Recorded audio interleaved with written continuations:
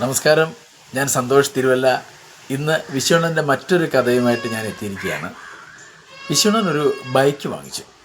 അപ്പോൾ ബൈക്ക് വാങ്ങിച്ചിട്ട് ഒരു മാസം ആകുന്നതേ ഉള്ളൂ. അപ്പോൾ അടുത്ത വീട്ടിലെ ചേട്ടൻ ചോദിച്ചു, വിശ്വ ബൈക്ക് ഇങ്ങോട്ട് തരാമോ എന്ന് ചോദിച്ചു.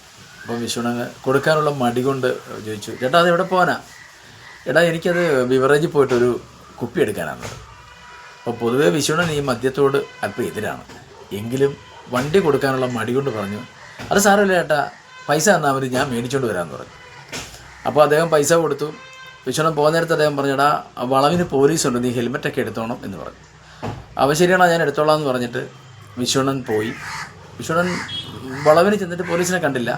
വിശ്വണ്ണൻ പോയി ബിവറേജിൽ പോയി കുപ്പിയൊക്കെ എടുത്തിട്ട് തിരിച്ചു വരുമ്പോൾ വളവിന് പോലീസ് കിടപ്പുണ്ട്. വിശ്വണ്ണനെ വണ്ടി കൈ കാണിച്ച് നിർത്തി. ഉടനെ വിശ്വണ്ണൻ ബുക്കും പേപ്പറും ഒക്കെ ആണല്ലോ, ബുക്കും പേപ്പറും ഒക്കെ എടുത്ത് അടുത്തേക്ക് ചെന്ന് പോലീസിൻ്റെ അടുത്തേക്ക് ചെന്നു. എവിടെ പോയതാണെന്ന് ചോദിച്ചു.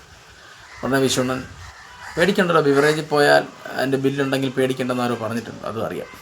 എന്നാൽ പോക്കറ്റിൽ നിന്ന് ബില്ലെടുത്തിട്ട് ബിവറേജിൽ പോയതാ, ദേണ്ട ബില്ലെന്ന് പറഞ്ഞിട്ട് പോലീസുകാരെ നേരിടും നീട്ട്.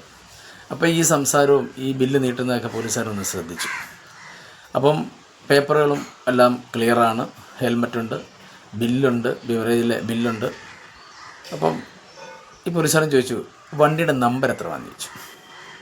വിശ്വണ്ണന് പുതിയ വണ്ടി ആയതുകൊണ്ട് തന്നെ വണ്ടിയുടെ നമ്പർ കാണാതെ അറിയില്ലായിരുന്നു. വിശ്വണ്ണൻ പതുക്കെ പുറകിലേക്ക് നടന്നിട്ട് പതുക്കെ നോക്കി നമ്പർ. അപ്പോൾ പോലീസുകാരൻ വിളിച്ചിട്ട് പറഞ്ഞു, കാണാതെ അറിയത്തില്ലല്ലേ?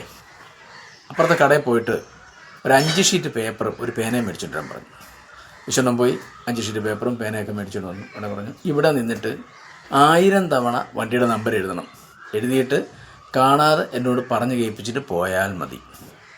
അപ്പോൾ വിശ്വണ്ണൊരു കാര്യം മനസ്സിലായി, ബുക്കും പേപ്പറും എല്ലാം ഓക്കെ ആണെങ്കിലും ബഹുമാനിക്കേണ്ടവരെ നമ്മൾ ബഹുമാനിക്കണം, പ്രത്യേകിച്ച് നമ്മുടെ നിയമപാലകർ.